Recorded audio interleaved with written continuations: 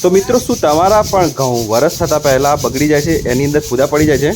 તો ચિંતા ના કરશો, આજે હું એક એવી ટ્રીક લઈને આવ્યો છું જે કરવાથી તમારા ઘઉં પચશે નહીં, ત્યાં સુધી બગડશે પણ નહીં. તો ચાલો શું કરવાનું છે, આપણે વિડીયોની શરૂઆત કરીએ. સૌપ્રથમ ઘઉંના ચાયણાની મદદથી ચાળી લેવાના છે કે જેના કારણે એની અંદર નાના નાના ઘઉં જે હશે તે અલગ થઈ જશે. હવે જેમાં ઘઉં સ્ટોર કરવાના છે તેની અંદર તળિયાની અંદર આપણી જે ઘરની અંદર માચીસ આવે છે તે માચીસ થોડી 10 જેવી માચીસ એના તળિયાની અંદર મૂકી દો અને તેના ઉપર કડવો લીમડો પાથરી દો.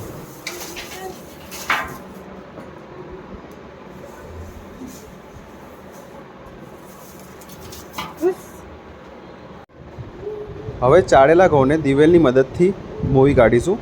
મિત્રો, અહીંયા યાદ રાખજો કે દિવેલ જે છે તે પૂરતા પ્રમાણમાં વાપરવું.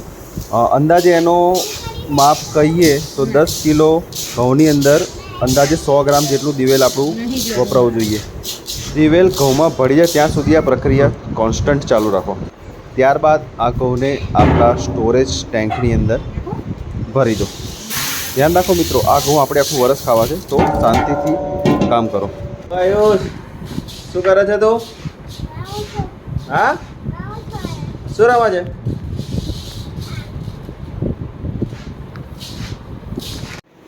અમારી સ્ટોરેજ ટેન્ક 200 કિલોની છે, તો કમ્પ્લીટ ભરાઈ ગઈ છે. હવે તેના ઉપર છેલ્લે આપણે કડવો લીમડો જે આવે છે તે પાથરી દઈશું. તમે પણ આ પ્રક્રિયા અજમાવી જુઓ અને જુઓ કે તમને આનાથી 100% ફરક દેખાશે.